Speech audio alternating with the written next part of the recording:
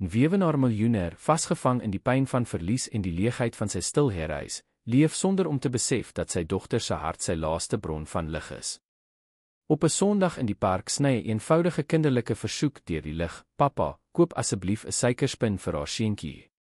Hierdie suiwer woorde wek 'n lang vergete emosie in hom op, wat hom lei tot 'n gebaar wat nie net 'n dag nie, maar hele lotgevalle sal verander. En wat begin met 'n gedeelde lekkerny verander in 'n wonderwerk van liefde, deernis en 'n nuwe begin. Die bedrywigheid in die Kirstenbosch-tuine daardie lente Sondag het vir Reinhard Botha soos 'n stadige film gevoel. Op 38-jarige ouderdom het die sakeman die families om hom met 'n afwesige blik dopgehou terwyl sy dogter, Marike, 7 jaar oud, ongeduldig langs hom gespring het. Die bekendste park in Kaapstad was vol mense wat die seldsame sonnige dag geniet het, maar vir Reinhard was dit asof 'n onsigbare borrel hom van al daardie kollektiewe vreugde geskei het. 3 jaar het verloop sedert Elise, sy vrou, gesterf het na 'n lang siekte. 3 jaar waarin die Herehuis in Bishopstout, voorheen 'n lewendige huis, in 'n mausoleum van herinneringe verander het. Die sukses van Botha Tegnologie, sy sagte ware maatskappy wat die Suid-Afrikaanse finansiële sektor gerevolusioneer het, het onbeduidend gelyk teenoor die leegheid wat hy gevoel het. Sy dae was gevul met eindelose vergaderings en oneindige sigblaaie, werk wat meer as 'n ontsnapping as 'n doel gedien het. "Pappa, ek wil asseblief 'n roomys hê." Marike se soet stem het hom teruggebring na die werklikheid. Die dogtertjie het na 'n kleurvolle karretjie gewys waar 'n ouer man handgemaakte roomys verkoop het. Reinhard het meganies geknik en na die verkoper gestap.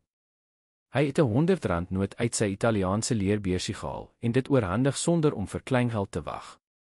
Hy het nie eers die verbaasde blik van die man opgemerk nie, gewoond aan kliënte wat muntstukke tel om die bedrag te voltooi. Vir Reinhard was geld net 'n detail, iets wat hy in oorvloed gehad het, maar wat hy nie in geluk kon omskep nie.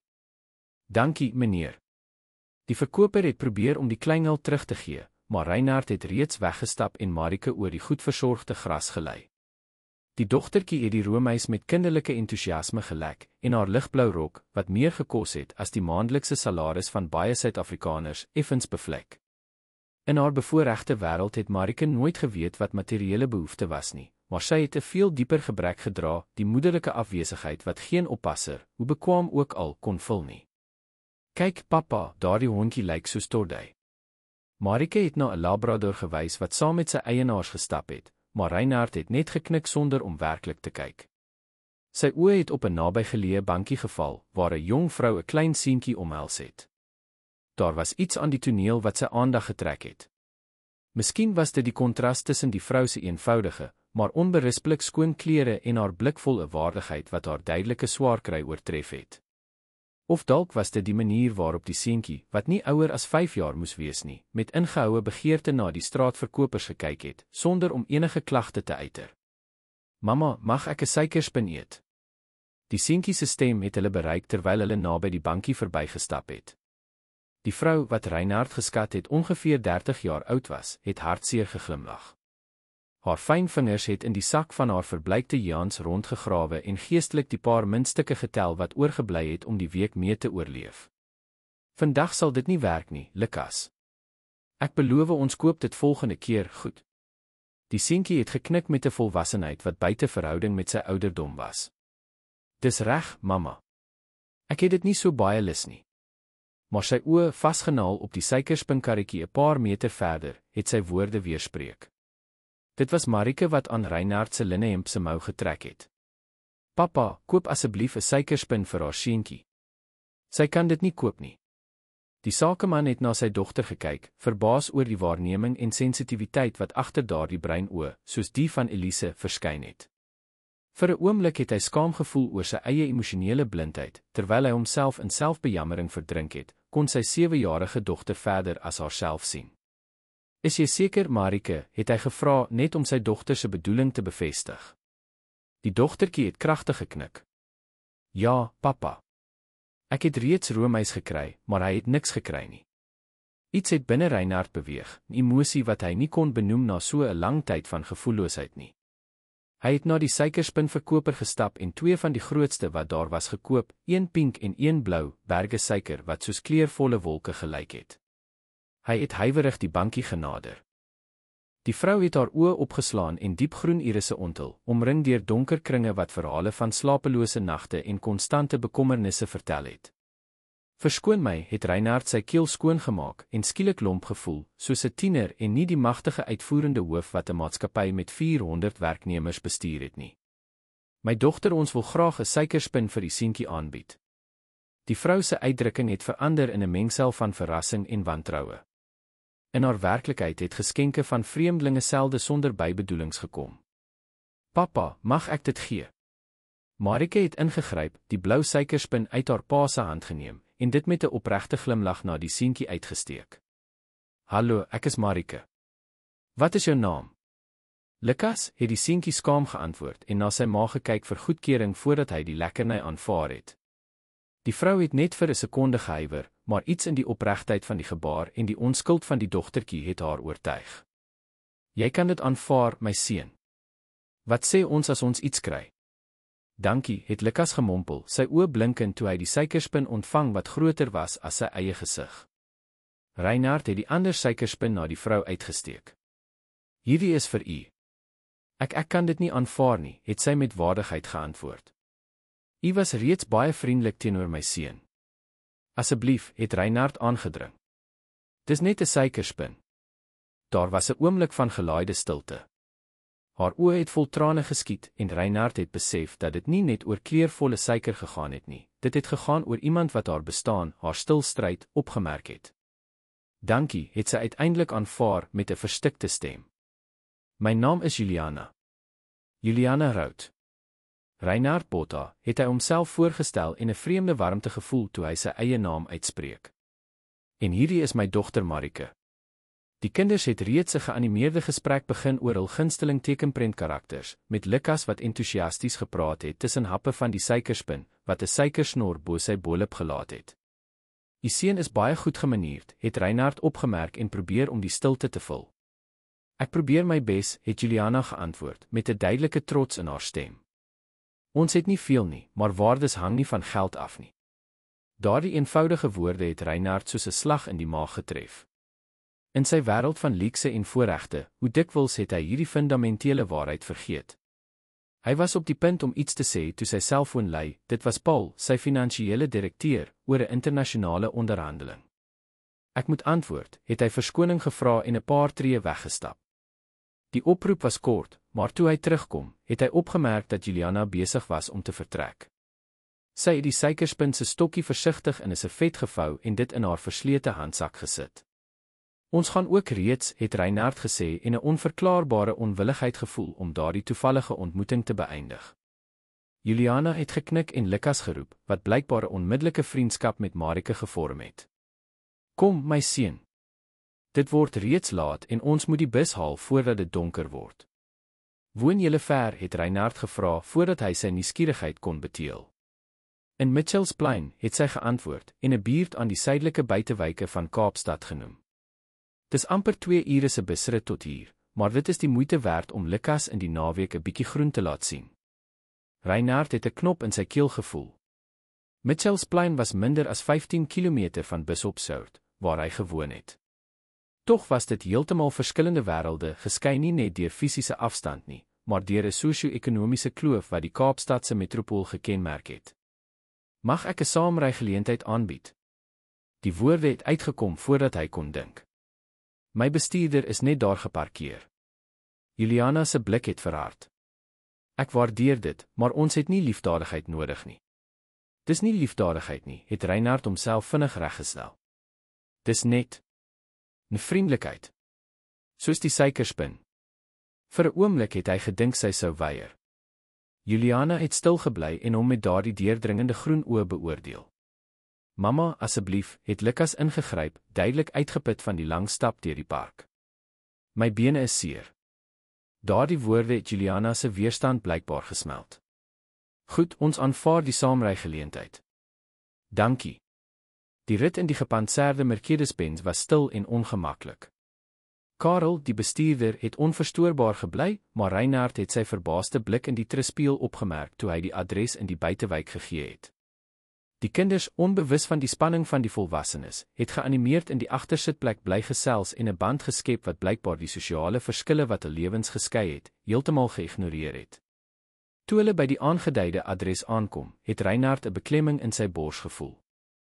Die klein behuisingskompleks met afskilferende verf en tralies by alle vensters het drasties gekontrasteer met sy herehuis van 1500 vierkante meter. Baie dankie vir die saamrygeleentheid, het Juliana formeel gesê en Lukas gehelp om uit die motor te klim. En vir die suikerspin. Dit was 'n spesiale Sondag.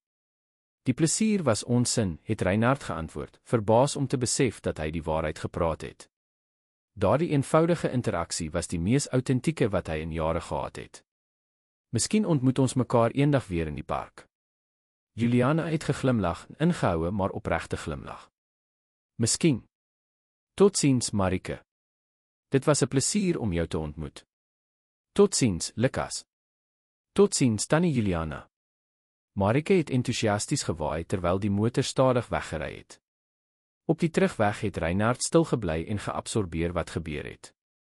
Skielik het Marike teen sy arm geleun en met die eenvoudige wysheid van kinders gesê: "Papa, Lukas het my vertel dat hy nog nooit van tevore suikerspin geëet het nie. Kan jy glo?"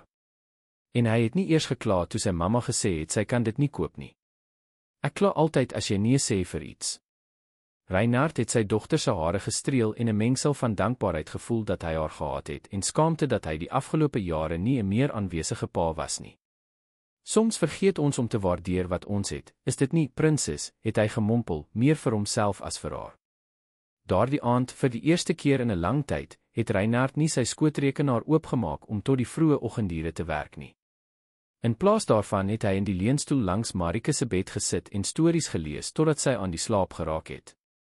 En toe hy uiteindelik na sy eie kamer terugtrek, het hy besef dat hy nie die beeld van daardie vrou met groen oë en onwrikbare waardigheid, wat alleen teen 'n wêreld gestry het wat blykbaar teen haar gekonkel het, uit sy kop kon kry nie. Terwyl hy uit die venster van sy herehuis na die stadsligte gekyk het, wat tot by die horison gestrek het, het Reinhard gewonder hoe dit moontlik was dat twee sulke uiteenlopende realiteite slegs 'n paar kilometer van mekaar kon bestaan. En nog belangriker, hoe hy met al sy hulpbronne so blind geword het vir die behoeftes van ander, terwyl Marike, in haar kinderlike onskuld, verder as die voorkoms kon sien met 'n eenvoudige, "Papa, koop asseblief 'n suikerspin vir haar seentjie."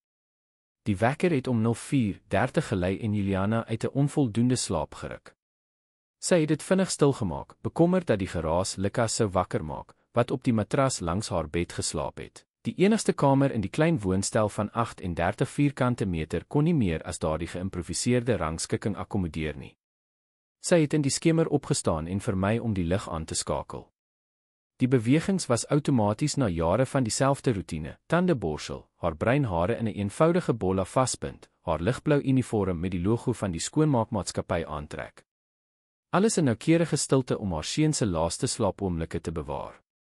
In die piepklein kombuis het sy 'n kosblik voorberei met die rys en boontjies wat van aandete oorgebly het, en 'n gebraaide eier bygevoeg, die goedkoopste proteïen wat sy kon bekostig. Sy het ook 'n broodjie met margarien en 'n piesang vir Lukas se ontbyt uitgehaal, saam met 'n klein karton sap wat sy by die hoekwinkeltjie in die aanbod gekry het. Voordat sy uitgegaan het, het sy langs die matras gekniel waar haar seun geslaap het en sy voorkop gesoen. Lukas het iets onverstaanbaars gemompel en omgedraai en in die droomwêreld gebly. Juliana het teer geglimlag, daardie oomblikke was haar daaglikse brandstof. Tannie Zelia het sy saggies geroep en aan die deur van die buurwoonstel geklop. 'n Ouer dame met grys hare en 'n vriendelike gesig het geantwoord, reeds aangetrek ondanks die vroeë uur. "Goeiemôre. Jammer weer eens dat ek so vroeg pla." "Pla glad nie, my kind," het die ouer dame met 'n warm glimlag geantwoord. "Lukas is 'n engel. Ek sal hom soos altyd om 6:30 en 'n half vir skool wakker maak." "Baie dankie. Sy koffie is op die tafel. Ek is terug voor 5:00 die middag. Gaan met God, my kind." Juliana het die koue oggend betree en haastig na die bushalte gestap. Die lig was nog donker en die strate van die buitewyke, feitelik verlate, behalwe vir ander werkers wat, soos sy, hul reise lank voor sonop begin het. In die stampvol bus, terwyl sy staande gebalanseer het gedurende die byna 1 uur lange rit na Century City, waar die gebou wat sy skoongemaak het, geleë was, het Juliana haar gedagtes terug laat dwaal na die vorige dag se ontmoeting in die Kirstenbostuine. Die man, Reinhard, en sy dogter Marike was soos verskynings uit 'n ander heelal. Die onverwagse vriendelikheid met die suikerspin het konflikterende gevoelens in haar ontlok.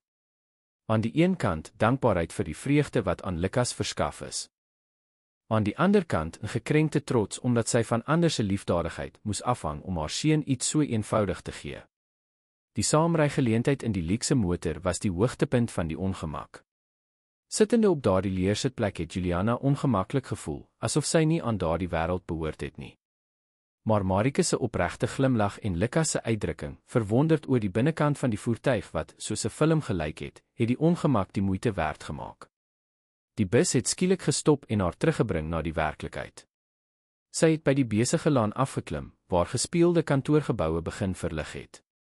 Sy was slegs een van honderde onsigbare werkers wat daardie stad aan die gang gehou het.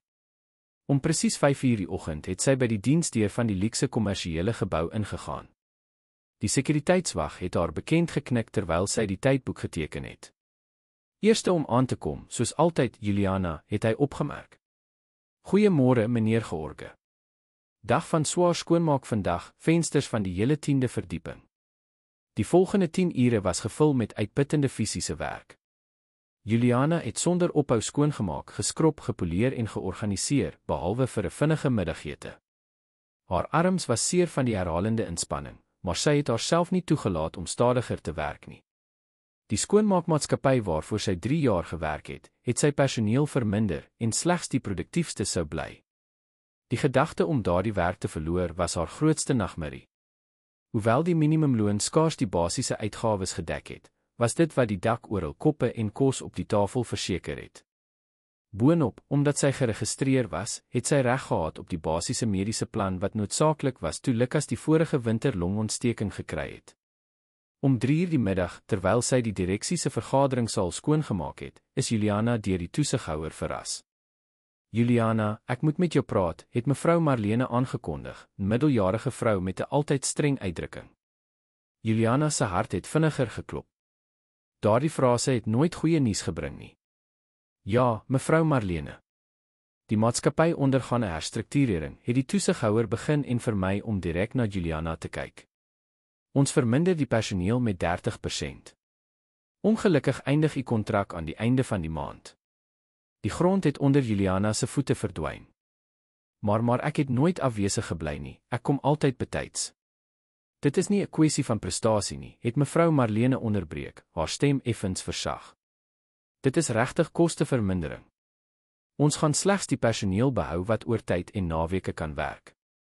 Met die klein seun het u altyd tydsbeperkings. Ek is jammer. Juliana het die knop wat in haar keel gevorm het, ingesluk.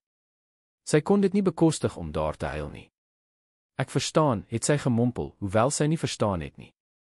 Hoe om te verduidelik dat dit juis as gevolg van Lukas was dat sy desperaat daardie werk nodig gehad het. U sal al u regte ontvang, het die toesighouer voortgegaan en reeds weggestap.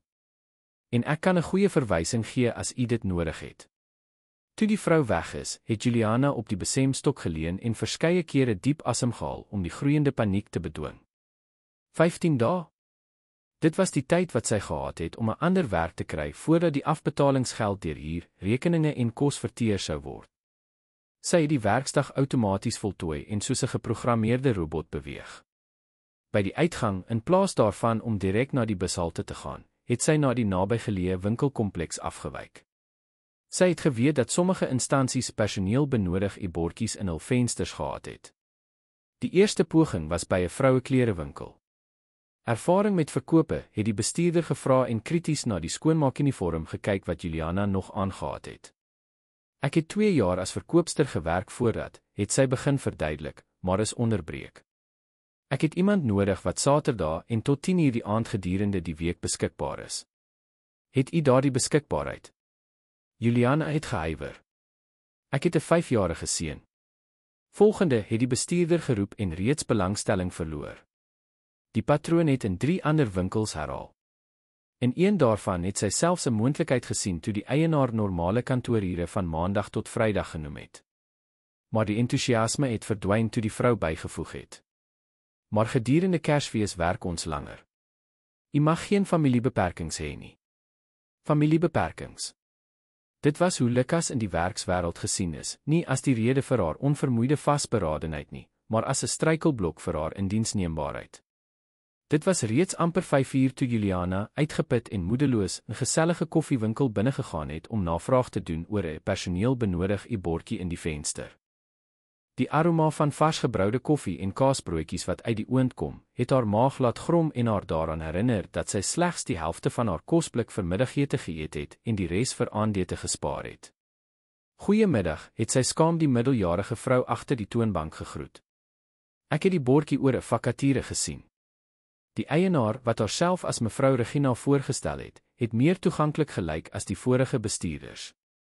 Sy het vir 'n paar minute oor die kelnervakature gepraat en die pligte in detail verduidelik. Die ure is van 07:00 tot 16:00, maandag tot vrydag, en 1 saterdag per maand, van 08:00 tot middag, het sy verduidelik. Ons betaal 'n bietjie bo die mark omdat ons goeie diens waardeer. Juliana se hart het vinniger geklop van hoop. Daardie ure sou haar toelaat om Lukas die meeste dae by die skool te gaan haal. Ek het ervaring as kelner en kassier, het sy geanimeerd gesê. Ek het byna 3 jaar in 'n bakkery gewerk voordat my seun gebore is.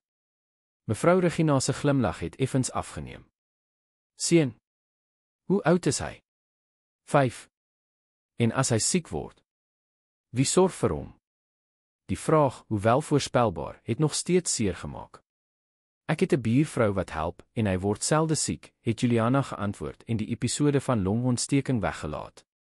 Die eienaar het gesug. Kyk, ek sal eerlik wees. Ek het reeds werknemers met klein kinders gehad en dit gee altyd probleme. Hulle moet afwesig wees as die kind siek word, hardloop weg as die skool bel. Ek kan dit nie bekostig om 'n onderbemande span te hê nie. Nog 'n deur wat toegaan. Juliana het meganies dankie gesê en uitgegaan, en die gewig van die wêreld op haar skouers gevoel. Die bose kringloop het onmoontlik gelyk om te breek. Sonder werk kon sy nie 'n voltydse dagsorg betaal nie. Sonder voltydse dagsorg kon sy nie werk kry nie. Sy het om 6 uur die aand by die klein woonstel aangekom en Lukas aan die kombuistafel gevind, gekonsentreer op sy huiswerk terwyl Tannie Zelia in die enigste leunstoel in die vertrek gebrei het. Mamma het die seentjie uitgeroep en gehardloop om haar te omhels. Raai. Die juffrou het my 'n goue ster gegee omdat ek die hele teks alleen gelees het. Juliana het geglimlag en afgebuig om haar seun met al die krag wat haar uitgeputte liggaam toegelaat het, te omhels. Hoe wonderlik, my lief. Jy is die slimste seentjie in die wêreld. Tannie Zelia het opgestaan en haar breiwerk opgetel. Hy is regtig 'n spesiale seun. Hy het al sy huiswerk sonder om te kla voltooi en my daarna gehelp om die voëls op die balkon te voer. Nadat die buurvrou vertrek het, het Juliana die eenvoudige aandete voorberei, rys, boontjies en roereier met eie. Terwyl hulle geëet het, het Lukas geanimeerd oor sy dag op skool gepraat en onvermydelik oor die parkuitstappie die vorige dag. Mamma, wanneer gaan ons weer vir Marike ontmoet? Sy het vir my 'n speletjie op haar selfoon gewys wat baie oulik is. En haar pa het 'n kar wat soos 'n ruimtevaarder se lyk. Juliana het hartseer geglimlag. Ek weet nie, my seun. Hulle is ander mense as ons. Ons sal hulle waarskynlik nie weer sien nie. Maar Marike het gesê sy gaan haar pa vra om haar elke Sondag na die park te neem. Kan ons volgende Sondag gaan? Haar hart het saamgetrek. Hoe om aan 'n 5-jarige kind te verduidelik dat die vervoer na die park byna 'n hele dag se salaris gekos het. En erger, dat hulle binnekort dalk nie eers geld vir die huur sou hê nie. Ons sal sien, Lukas. Maak nou jou aandete klaar sodat ons kan bad. Môre het jy vroeg skool. Later met Lukas aan die slaap op die matras langs haar bed, het Juliana haarself toegelaat om stil te huil. Die spanning van die dag, die vrees vir werkloosheid, die vernedering van die gefrustreerde onderhoude, alles het in stil trane oorgeloop. Haar selfoon, ou model met 'n gekraakte skerm, het getril met 'n boodskap van Carla, haar vriendin wat as kelnerin gewerk het. Daar is 'n vakature in die restaurant vir die naweek. Belangstelling. Juliana het onmiddellik ja geantwoord. Dit sou meer ure weg van Lukas wees, meer gunste om Tannie Zelia te vra, maar sy het geen keuse gehad nie. Sy moes die onderhoud van haar seun ten alle koste verseker. Liggende in die donkerte, het haar gedagtes onwillekeurig teruggegaan na Reinhard Botha en sy dogter. Hoe sou dit wees om te leef sonder die konstante vrees vir geldtekort? Hoe sou dit wees om haar seun nie net die nodige te kon gee nie, maar ook klein vreugdes soos 'n eenvoudige suikerspin sonder om geestelike berekeninge te hoef te doen om te sien of die begroting dit toegelaat het? Hou op droom, Juliana, het sy vir haarself gemompel en omgedraai in die bed. Mense soos hy en mense soos ons is verskillende wêrelde. Maar voordat sy uitgeput aan die slaap geraak het, het 'n laaste gedagte haar gedagtes deurkruis, Reinhard se uitdrukking toe hy haar en Lukas in die park sien. Dit was nie jammerte nie, soos sy gewoond was om te ontvang. Daar was iets meer. Iets wat sy nie kon definieer nie, maar wat haar vir 'n kort oomblik as 'n vrou, as 'n persoon, en nie net as 'n sukkelende enkelma nie, laat voel het. 4 dae het verloop sedert die ontmoeting in die Kirstenbosch-tuine. Reinhard Botha het om 9 uur presies by die deur van die Aroma koffiewinkel, in die hart van die waterkant, ingestap. Hy het 'n pasgemaakte donkergrys Italiaanse pak aangehad, wat gekontrasteer het met die informaliteit van die plek. Die gesellige onderneming met rustieke houttafels en suurplante wat van die plafon gehang het, was een van die min plekke waar hy gemaklik gevoel het vir minder formele vergaderings. Sandra Meyer, die vernoot van die konsultasiemaatskappy wat dienste aan Botha tegnologie verskaf het hom reeds by 'n tafel agterin ingewag. Hulle het kort groete uitgeruil voordat hulle in besprekings oor die uitbreidingsstrategie vir die Argentynse mark geduik het. Maar Reinhard was vreemd afwesig. Gedurende die hele week het sy onberispelik georganiseerde roetines blykbaar deur iets wat hy nie kon definieer nie, gedestabiliseer. Hy het homself verskeie kere betrap waar hy aan die toneel in die park gedink het, die seentjie wat sonder klagte die onmoontlikheid van die suikerspin aanvaar het, die waardigheid van die ma te midde van die moeilikhede, die skreiende kontras met sy eie lewe van voorregte. Reinhard, stem jy saam met die tydlyne? Sandra se stem het hom teruggebring na die werklikheid. Verskoon my, ek het 'n ander hoek van die kwessie ontleed, het hy geïmproviseer en sy aandag weer op die dokumente wat oor die tafel versprei was, gerig. Dit was toe dat hy haar hoor. 'n vroulike stem, sag maar vasberade, wat hy onmiddellik herken het. Goeiemôre. Ek het die advertensie in die venster gesien oor die kelnervakature. Reinhard het diskreet omgedraai. Juliana was 'n paar meter weg by die toonbank, besig om met Regina, die eienaar van die koffiewinkel, te praat. Sy het anders as Sondag gelyk, sy het 'n eenvoudige wit blouse en jeans aangehad, haar hare los wat haar grimeringlose gesig omraam het. Sy het jonger en meer kwesbaar gelyk onder die natuurlike lig wat deur die wye vensters van die koffiewinkel ingekom het. Het u ervaring met diens, het Regina gevra en haar met die kritiese blik van iemand wat reeds baie werknemers aangestel en afgedank het, beoordeel. Ja, ek het 3 jaar in 'n bakkery gewerk voordat my seun gebore is. En daarna het ek 'n jaar lank in kliëntediens per telefoon gewerk, het Juliana geantwoord en 'n sig op gewone papier oorhandig. Regina het die dokument vinnig nagegaan. Lyk goed. Maar ek sien u laaste werk was in skoonmaakdienste. Waarom die verandering? Juliana het gehuiwer. Reinhard het die presiese oomblik opgemerk toe haar skouers effens gespanne geraak het. Die maatskappy verminder die personeel. Ek ontvang my salaris tot die einde van die maand. Regina het geknik, begripvol. Ek verstaan.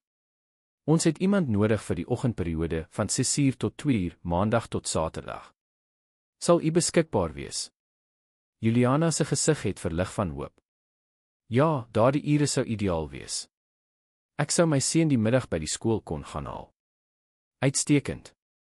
En as hy siek word, het u iemand by wie u hom kan los? Dieselfde vraag wat Juliana die afgelope dae herhaaldelik gehoor het, altyd as 'n herinnering dat haar status as enkelma as 'n struikelblok beskou is. Reinhard het opgemerk hoe sy haar houding reggemaak het voordat sy geantwoord het. Ek het 'n buurvrou wat help wanneer nodig en my seun word selde siek. Ek kan verseker dat dit nie my werk sal benadeel nie. Regina het werklik belangstellend gelyk, anders as die ander werkgewers wat Juliana genader het. Wel, die salaris is die minimum vir die kategorie plus kommissie op verkope. Ons het ook maaltydbonusse en vervoerbonusse. Wat dink u? Dit klink uitstekend, het Juliana geantwoord, sonder om die verligting in haar stem te kon verberg. Daar is net een detail, het Regina bygevoeg, en Reinhard het die presiese oomblik opgemerk toe die hoop in Juliana se oë gewankel het. Saterdag sluit ons om 10 uur die aand. U sal elke 2 weke tot daardie tyd moet bly. Die stilte wat gevolg het, was pynlik. Reinhard kon duidelik die geestelike berekeninge lees wat Juliana gemaak het. Hoe sou sy tot so laat vir Lukas sorg? Hoeveel sou dit kos om iemand te betaal om by hom te bly? Die buurvrou, Tannie Zelia, het reeds veel meer gedoen as wat redelik sou wees om te vra. Ek verstaan, het Juliana uiteindelik geantwoord en probeer om haar kalmte te behou. Ongelukkig sou Saterdagaande onmoontlik wees. Ek het niemand by wie ek my seun kan los nie. Regina se gesig het opregte teleurstelling getoon. Dis jammer. U lyk presies die tipe persoon wat ons soek, maar ons het regtig iemand nodig wat op daardie spesifieke tyd beskikbaar is. Ek verstaan. Dankie vir die geleentheid in elk geval. Die waardigheid waarmee Juliana die weiering aanvaar het Reinhard 'n knop in sy keel laat voel. Sy was reeds besig om hom te draai om te vertrek toe hy opgestaan het en byna sy koffiebeker omgestamp het. Juliana. Sy het omgedraai, verbaas om hom te herken. Meneer Botha. Wat 'n toeval, het hy gesê en nader gekom. Hy het na Regina gedraai, wat die toneel met nuuskierigheid dopgehou het. Regina, ek sien u het Juliana ontmoet. Die eienaar het haar wenkbroue gelig. Ken julle mekaar? Ons het mekaar onlangs ontmoet, het Reinhard verduidelik en die beskrywing kort gehou. Juliana het my beïndruk met haar integriteit en toewyding aan haar seun. 'n Sagte blos het Juliana se wange gekleur, wat blykbaar nie geweet het waar om haarself in daardie onverwagse situasie te posisioneer nie. Sy sou perfek wees vir die pos, het Regina voortgegaan, maar sy kan ongelukkig nie Saterdagaande werk nie. Iets binne Reinhard het beweeg, besluit wat vinnig gevorm het. Daardie ontmoeting kon nie bloot toeval wees nie. Sedert Sondag in die park kon hy Juliana en Lukas nie uit sy gedagtes kry nie. Marike het ook voortdurend gevra wanneer hulle weer die suikerspinseentjie sou sien. Eintlik het hy begin en na Juliana gedraai, wou ek juis met u praat oor 'n geleentheid. Haar groen oë het groot geword van verrassing. Met my? Ja. Reinhard het geïmproviseer en 'n impuls gevolg wat hy nie rasioneel kon verduidelik nie. Ek soek 'n huishoudster vir my huis. Iemand om die algemene organisasie te behartig en, veral om vir Marike geselskap te hou na skool. Sedert my vrou sedert sy weg is, was dit moeilik om iemand te vind wat werklik met my dogter verbind. Juliana het verdwaas gelyk. Ek het geen ervaring as huishoudster nie. Maar as ma wel, het Reinhard geantwoord en homself verras met sy eie opregtheid. Ek het gesien hoe u vir u seun sorg, selfs met beperkte hulpbronne. Dit is meer werd as enige professionele ervaring. Regina, wat besef het dat sy iets persoonlik aanskou het diskreet weggestap om ander kliënte te bedien, nie voordat sy 'n nuuskierige blik na die ongewone paar gegooi het nie. Hoekom gaan ons nie sit om te praat nie, het Reinhard voorgestel en na 'n leë tafel naby gewys. Hy het Sandra se agterdogtige blik opgemerk, wat nog by die oorspronklike tafel gewag het, en het 'n verskonende gebaar gemaak. Net 5 minute het hy stilweg geartikuleer. Juliana het gehuiwer, maar uiteindelik geknik en hom na die tafel gevolg. Hulle het teenoor mekaar gesit, 'n ongemaklike stilte het tussen hulle gehang. Meneer Botha, het sy begin. Reinhard, asseblief, het hy saggies reggestel. Reinhard, het sy herhaal, die naam het vreemd op haar lippe geklink. Ek waardeer die oorweging, maar ek dink nie ek is gekwalifiseer om in die huis te werk nie. En boonop lyk dit vreemd, dink u nie? Ons het mekaar slegs 1 keer toevallig ontmoet. Hy het effens geglimlag. Glo u in toevallighede, Juliana? Want ek het nie geglo nie, totdat ek u in hierdie koffiewinkel ontmoet het juis toe ek aan u gedink het. Haar oë het groot geword. Aan my gedink. Aan u en u seun, het hy vinnig verduidelik. Marike hou nie op om oor Lukas te praat nie. En om eerlik te wees, die situasie het my diep geraak. Ek het hulpbronne wat u kan help, en u het eienskappe wat my en my dogter kan help. Juliana het haar arms verdedigend gekruis. Ek wil nie liefdadigheid hê nie, ek het dit reeds gesê. En ek bied nie liefdadigheid aan nie, het Reinhard ferm geantwoord. Ek bied 'n werk met 'n billike salaris en waardige omstandighede. Eintlik meer as dit. Hy het diep asem gehaal voordat hy voortgegaan het. My huis in Bishopstout het 'n diensvleuel met individuele suites wat leeg staan. U en Lukas kan daar woon sonder addisionele koste. Die salaris sal ten volle u sin wees, sonder aftrekkings vir huur of kos. Juliana se gesig het bleek geword. Bied u my ook verblyf aan? Presies. Marike het geselskap nodig, iemand wat haar kan verstaan soos net 'n ma kan verstaan. En Lukas kan toegang tot beter onderwys kry, daar is uitstekende skole naby my woning. Juliana het skielik opgestaan, die stoel het oor die houtvloer geskraap. Dit is waansin. U ken my skaars. Ek kan enigiemand wees. Reinhard het kalm gebly. Ek vertrou my instinkte, Juliana. Dit het altyd in sake gewerk en iets sê vir my dit sal hierdie keer ook werk. Waarom doen u dit? Die vraag het byna as 'n fluistering uitgekom. Reinhard het die vraag vir 'n oomblik oorweeg. Waarom het hy dit gedoen? Was dit net solidariteit? Of was daar iets meer, iets wat hy nie eens vir homself wou erken nie? Want sedert Elise weg is, het my huis opgehou om 'n tuiste te wees, het hy uiteindelik geantwoord. Dit is net 'n leë ruimte waar Marike en ek bestaan sonder om werklik te leef. Ek het gesien hoe u wonderwerke doen met so min, hoe goed gemanierd en gelukkig u seun is ondanks die moeilikhede. Miskien kan u iets terugbring wat ons verloor het. Juliana het haar kop geskit, sigbaar versteurd. Dit is nie 'n roman nie, meneer Botha. In die regte lewe bied mense soos u nie werk en huise aan vreemdelinge wat hulle in die park ontmoet het nie. Miskien is dit juist daarom dat die wêreld is soos dit is, het hy eenvoudig geantwoord. Almal is te agterdogtig om te help, om hulp te aanvaar, om bred tussen verskillende realiteite te bou. Sandra het hard van die ander tafel af haar keel skoongemaak en haar ongeduld aangedui. Ek moet teruggaan na my vergadering, het Reinhard gesê. Maar dink asseblief oor die voorstel.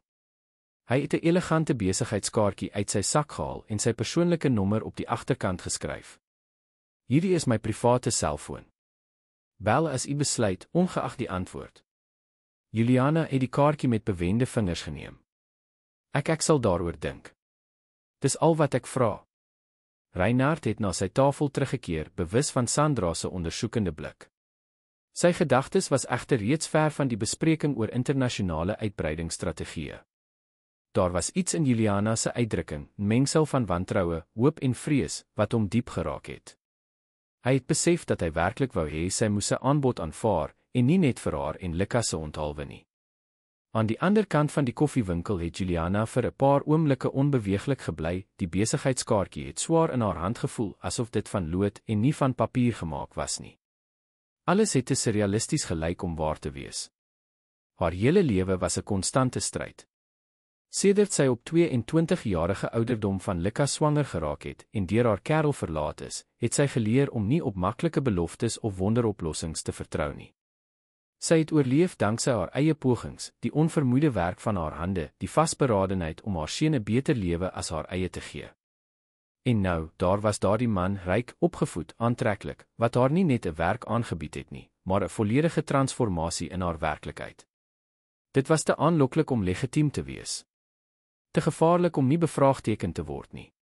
Sy het die kaartjie in haar handsak gesit en die koffiewinkel met bewende bene verlaat, haar hart het onreëlmatig geklop. Op die sypaadjie het sy diep asem gehaal en probeer om haar gedagtes te orden. Sy moes Lukas binne 'n paar uur by die skool gaan haal, en sy het nog 3 werksinterviews vir die dag gehad. Maar sy het diep binne geweet dat geen van hulle meer saak gemaak het nie. Die besluit wat sy nou moes neem, was veel meer kompleks as om bloot 'n werk te aanvaar of te weier. Dit het gegaan oor vertroue of wantroue. Oor waag of jouself beskerm. Oor 'n sprong van geloof waag of in die veiligheid van die bekende bly, hoe moeilik dit ook al was. Sy het vlugtig deur die koffiewinkelvenster gekyk en Reinhard gesien wat in sy vergadering verdiep was, sy elegante profiel teen die oggendlig uitgesny. Sy het 'n onverklaarbare koue rilling gevoel. "Wat doen jy, Juliana Rout?" het sy vir haarself gemompel terwyl sy met die besige straat afgestap het. "Waarmee is jy besig?" Maar agter die twyfel en vrese het 'n klein vlammetjie van hoop aangesteek, nie net vir die materiële geleentheid wat hom voorgedoen het nie, maar vir iets dieper wat sy nie kon benoem nie. Iets in Reinhard se oë toe hy van sy afwesige vrou gepraat het, iets in die manier waarop hy die gemis wat Marike vir 'n moederlike teenwoordigheid gevoel het, genoem het. Terwyl sy die stampvol bus na haar volgende werksinterview geneem het, het Juliana aan die sak geraak waar sy die kaartjie geberre het, asof om seker te maak dat sy daardie ontmoeting nie gedroom het nie. Die lewe het haar geleer om agterdogtig te wees teenoor aanbiedinge wat te goed was om waar te wees, maar dit het haar ook geleer om met hand en tand te veg vir haar seun se toekoms. En miskien, net miskien, was dit die stryd wat alles sou verander. Die outomatiese hek van die herehuis het stilweg oopgegaan en 'n paadjie van suurstene onthul wat omring is deur onberispelik versorgde tuine. Die motor, bestuur deur Karel, Reinhard se bestuurder, het saggies oor die eiendom beweeg terwyl Juliana en Lukas met groot oë deur die venster gekyk het. "Mamma, is dit 'n kasteel?" het Lukas gefluister, sy neus feitelik teen die glas gedruk. Juliana kon nie antwoord nie. Haar keel was droog, haar hande het koud gesweet en 'n gevoel van onwerklikheid het haar heeltemal oorweldig. 4 dae het verloop sedert die ontmoeting in die koffiewinkel, dae waarin sy afgewissel het tussen oomblikke van hoop en krisisse van angs, en herhaaldelik haar besluit om Reinhard se voorstel te aanvaar, bevraagteken het. Die hoofhuis het uiteindelik in al sy grootsheid verskyn, 'n kontemporêre gebou met reguit lyne, met groot glaspanele wat die blou lig van daardie maandagoggend gereflekteer het. Die suurfontein by die sirkelvormige ingang het kristalhelder strale uitgestuur wat onder die lentelag geskitter het. "Ons is hier, mevrou," het Karel formeel aangekondig en voor die marmertrap geparkeer. "Dankie," het Juliana gemompel, onbekwaam om meer as dit te artikuleer. Haar besittings het bestaan uit 2 ou rolkoffers en 'n rugsak met Lukas se besittings, alles wat hulle uit die klein woonstel kon bring wat hulle die vorige dag ontruim het, na 'n emosionele afskeid van Tannie Zelia. Karel het die voertuig deur oopgemaak en haar sy hand aangebied om haar te help afklim, 'n gebaar wat haar onkant betrap het. Sy was nie gewoond daaraan om met soveel respek behandel te word nie. "Sjoe," het Lukas uitgeroep toe hy op die klip wegtrap. "Kyk, mamma, daar is visse in die fontein." Die hoofdeur het oopgegaan voordat Juliana kon antwoord, en Reinhard het verskyn, verrassend gemaklik geklee in kakiebroek en ligblou hemp met opgerolde moue. Agter hom, springend van angs, was Marike met 'n blomrok aan. "Welkom," het Reinhard met 'n opregte glimlag gesê. "Ek hoop die reis was rustig." "Lukas," het Marike geskree, onbekwaam om haar opgewondenheid te beteel. "Jy het regtig gekom. Kom kyk my kamer, ek het 'n klomp speletjies." Die volwassenes het skaars tyd gehad om meer woorde uit te ruil voordat Marike Lukas se hand gegryp en hom na binne gesleep het en sosiale protokolle heeltemal geïgnoreer het.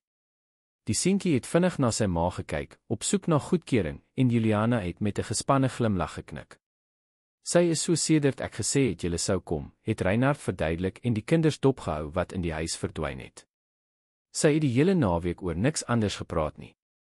"Lukas was ook baie opgewonde," het Juliana geantwoord, nog steeds op dieselfde plek staande, asof die betreding van daardie deur 'n onomkeerbare grens sou oorskry. Reinhard het haar huiwering opgemerk. "Is alles reg? Ek weet dit is 'n groot verandering nie." "Ek is reg," het sy vinnig geantwoord en haarself gedwing om te glimlag. "Net besig om alles te verwerk." "Ek verstaan. Kom ons gaan stadig, 1 stap op 'n slag." Hy het Karel 'n gebaar gegee om die tasse te dra. "Eers wat van om die huis en u vertrekke te leer ken." Juliana het geknik en uiteindelik die deur oorgesteek, 'n wye gang met 'n dubbele volume betree. 'n Kontemporêre kristalkandelaar het van die plafon gehang en gekleurde ligfragmente deur die vertrek gestrooi. Die ligte marmervloer het die natuurlike helderheid wat deur die wye vensters ingekom het, gereflekteer. Die versiering, hoewel leeks, was verrassend minimalisties en elegant, sonder die ostentasie wat sy haar voorgestel het. "Die huis is pragtig," het sy opreg opgemerk. "Dankie." Elise was 'n argitek en het elke detail ontwerp, het Reinhard geantwoord. 'n Skaduwee van melancholie het kortliks oor sy gesig getrek. "Maar sedert sy weg is, was dit net 'n ruimte, nie 'n tuiste nie. Ek hoop dit sal nou verander." Die frase het tussen hulle gehang, gelaai met betekenisse wat nie een van die twee gereed was om te verken nie. Reinhard het haar op 'n toer deur die eiendom geneem. Die hoofhuis het 3 verdiepings gehad, met ruim en geïntegreerde ruimtes. Op die eerste verdieping, benewens die ingangsportaal, was daar 'n sitkamer met 'n kaggel, 'n formele eetkamer, 'n biblioteek, 'n kantoor en 'n enorme gouer met kombuis wat uit 'n dekorasie-tydskrif gelyk het. Die tweede verdieping het die slaapkamers gehuisves, Reinhard se hoofsyte, Marike se kamer versier in pink en lila skakerings, 3 gastekamers en 'n kamer met 'n tuisteaterstelsel. En hierdie is die derde verdieping, het Reinhard verduidelik terwyl hulle die geboortrap opgeklim het. Dit is ontwerp as 'n personeelvleuel, maar is eintlik nooit veel gebruik nie. Elise het verkies dat die span privaatheid moes hê, so ons het aparte vertrekke agter op die eiendom gebou. Die derde verdieping was kleiner, maar ewe gesofistikeerd. Dit het 'n sentrale gang met 4 deure gehad. Hierdie sou Isaite wees, het Reinhard gesê en die eerste deur oopgemaak. Juliana was sprakeloos. Die kamer was groter as haar hele ou woonstel. Dit het 'n koninggrootte bed met onberispelike wit beddegoed, 'n klein sitkamer met 'n bank en leunstoel, lesenaar, ingeboude kaste en 'n deur wat na 'n privaat badkamer met 'n bad gelei het. En waar sou Lukas bly, het sy gevra en probeer dink waar sy haar seun se matras sou plaas. Reinhard het geglimlag. Kom kyk. Hy het die deur langs oopgemaak en 'n kleiner, maar nog steeds indrukwekkende kamer onthul, duidelik vir 'n kind versier. Daar was 'n bed met 'n afdak in die vorm van 'n kamptent, rakke met kinderboeke, 'n klein tafel vir aktiwiteite en selfs 'n klein kus vol nuwe speelgoed. Ons het dit vir Lukas voorberei, het Reinhard verduidelik en het byna senuweeagtig gelyk oor haar reaksie. Marike het gehelp om 'n paar dinge te kies. Ek hoop u gee nie om nie. Juliana het haar hand na haar mond gebring, onbekwaam om haar emosie te bedwing. Lukas het nooit sy eie kamer gehad nie. Sy hele lewe lank het hy in dieselfde kamer as sy geslaap, aanvanklik in 'n geïmproviseerde krib en later op 'n matras op die vloer. Dis perfek, het sy daarin geslaag om te sê, en het teen die trane geveg. Maar u hoef nie. Ons wou hê julle moes tuis voel, het Reinhard saggies onderbreek. Dit is nie liefdadigheid nie, Juliana. Dit is welkom. Hulle het die toer deur die eiendom voortgesit. Benewens die hoofhuis het die 5000 vierkante meter grond 'n verhitte swembad, tennisbaan, uitgebreide tuine en die personeelhuis gehuisves, waar die huisbewaarderpaar, die kok en Karel, die bestuurder, gewoon het. Ek het reeds meneer Anton en mevrou Sonja, die huisbewaarders, en mevrou Sari, die kok, ontmoet, het Reinhard verduidelik. Karel ken u reeds. Ons het ook tuiniers en sekuriteitswagte wat daagliks kom, maar nie op die eiendom woon nie. Dis baie mense, het Juliana opgemerk en het al hoe meer ongemaklik gevoel. Hoe sou sy in daardie reeds gevestigde struktuur inpas? Wat sou haar funksie presies wees? Asof hy haar gedagtes gelees het, het Reinhard gesê, oor u pligte, het ek gedink ons kan rustig praat nadat u geïnstalleer is. In breë trekke wil ek graag hê, u moet die organisasie van die huis toesig hou en veral vir Marike vergesel wanneer ek nie teenwoordig is nie. Nie as 'n oppasser nie, sy is reeds 7 jaar oud, maar as 'n volwasse vroulike teenwoordigheid, iemand wat haar kan lei, met haar kan praat. Juliana het geknik, nog steeds besig om alles te absorbeer. En wat van Lukas? Hoe sal hy wees terwyl ek werk? Daar is verskeie opsies, het Reinhard geantwoord.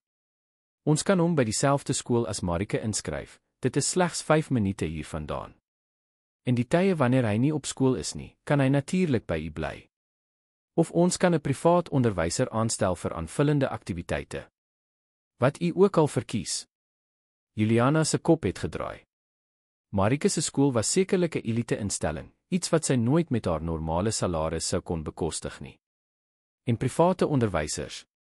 Dit was asof sy na 'n parallelle heelal vervoer is, waar die finansiële beperkings wat haar lewe altyd gedefinieer het, eenvoudig nie bestaan het nie.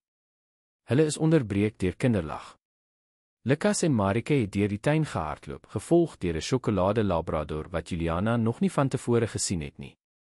Mamma, het Lukas geskree, sy gesig verlig deur 'n vreugde wat sy selde gesien het.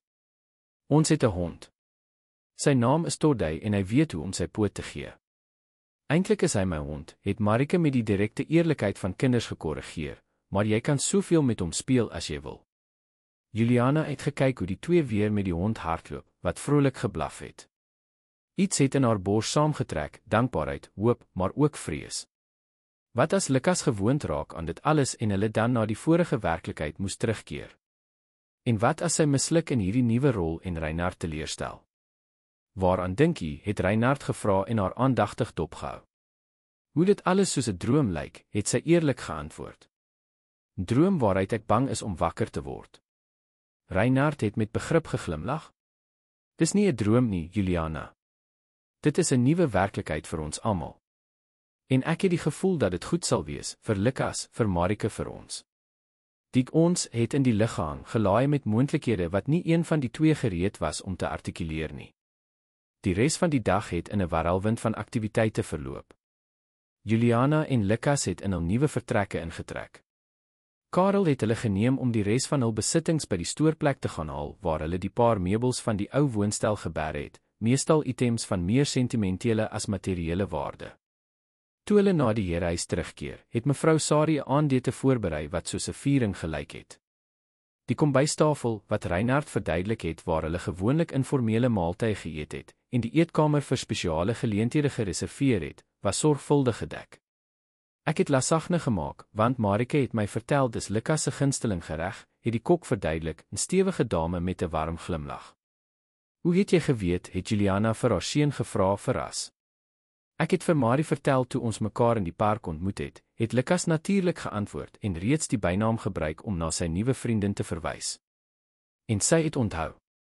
Ek het 'n olifant gehee, het Marike gespog en 'n komiese nabootsing gedoen wat lag by almal ontlok het. Gedurende die aandete het Juliana met fascinasie dopgehou hoe Reinhard met die kinders interaksie gehad het. Daar was geen formele afstand in hom wat sy van 'n top-uitvoerende hoof verwag het nie. Hy het aandagtig na elke woord geluister wat hulle gesê het, opregte vrae gevra, gelag oor hul kinderlike grappies. Met Marike was die diep liefde duidelik, maar daar was ook 'n sekere huiwering, asof hy bang was om iets verkeerd te doen of te sê. Papa, mag ek vir Lukas my dinosaurusversameling na aandete wys, het Marike gevra. As sy ma dit toelaat en as dit nie te laat is nie, het Reinhard geantwoord en na Juliana gekyk asof hy haar mening vra. Die gebaar het haar verras.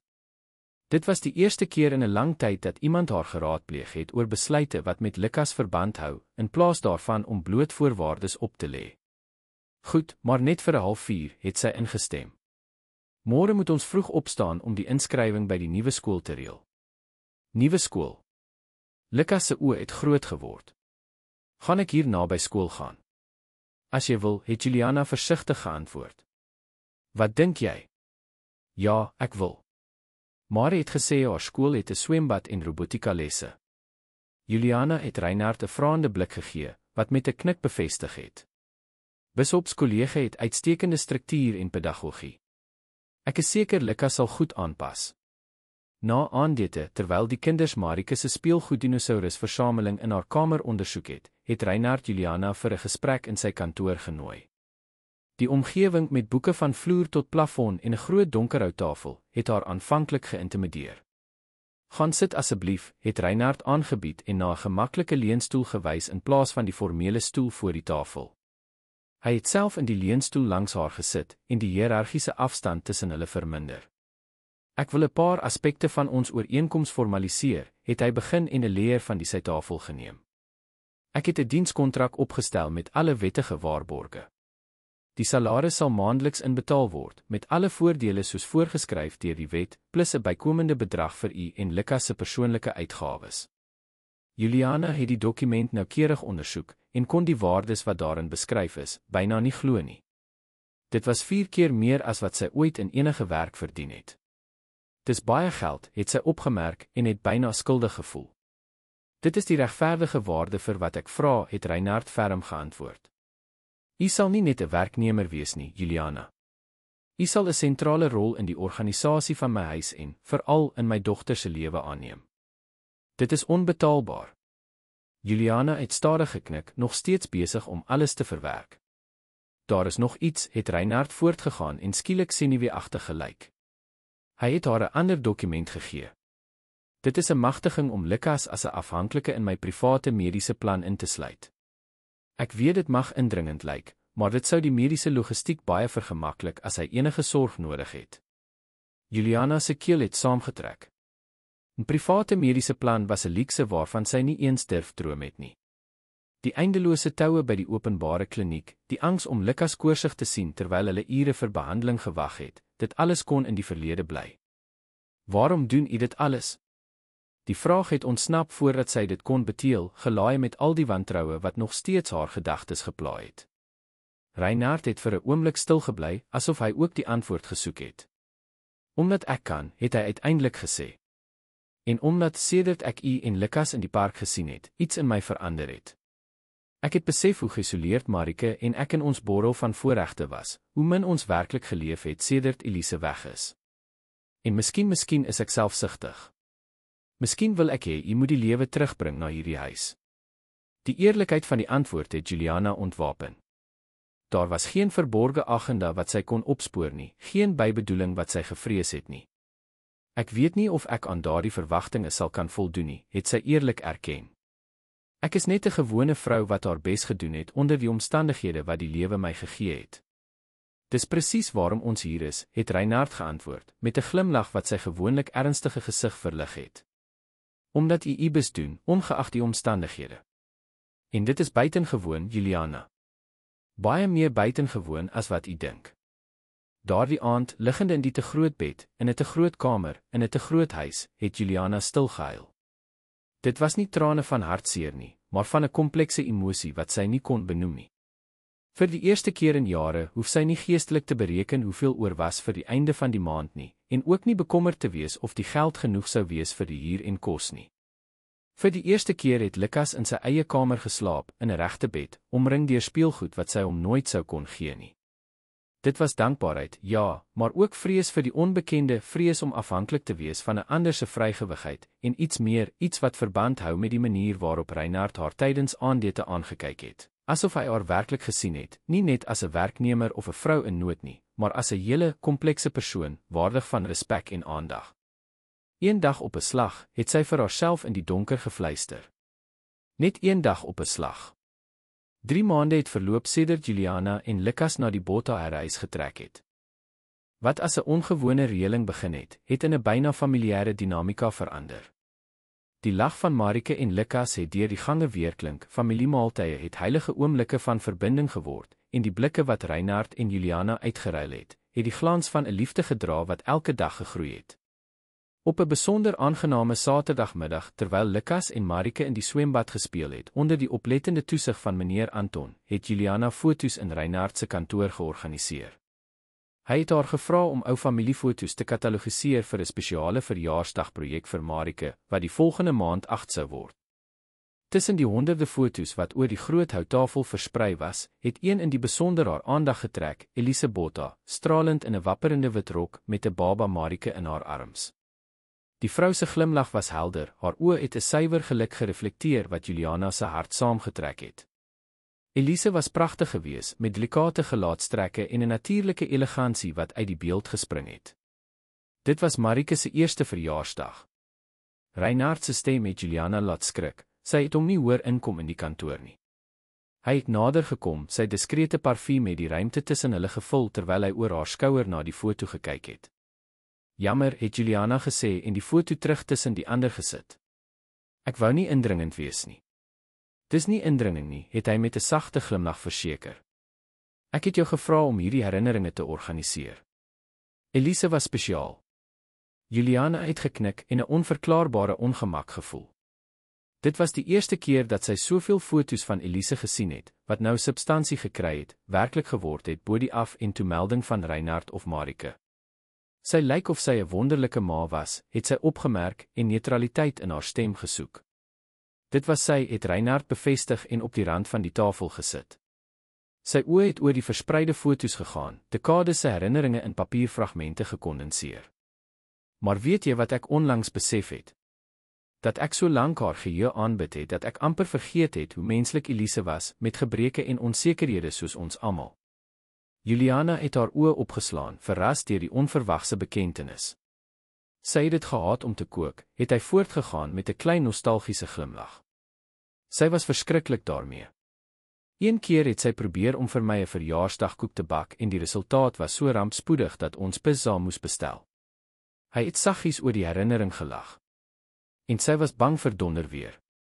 Op stormagtige nagte was dit Elise wat aan my vasgeklou het, nie andersom nie. Daar was iets bevrydends in die manier waarop hy nou gepraat het, sonder die plegtige eerbied wat gewoonlik die melding van sy oorlede vrou vergesel het. Juliana het onverklaarbaar verlig gevoel. Ons almal het ons vrese, het sy opgemerk. Ek byvoorbeeld is doodbang vir kakkerlakke. Een keer toe Lukas net 2 jaar oud was, het ek een in die badkamer van ons ou woonstel gekry. Ek het so hard geskree dat die buurvrou onder kom kyk het of alles reg is. Reinhard het gelag, opregte klank wat sy gesig gelyk het te verjong. Ek kan jou nie indink, altyd so kalm en beheerst, wat skree oor 'n insek nie. Wel, glo dit maar, het Juliana verseker en ook gelag. Lukas moes sy ma red deur die kakkerlak met 'n pantoffel dood te slaan. Tot vandag toe spog hy met daardie heldedaad.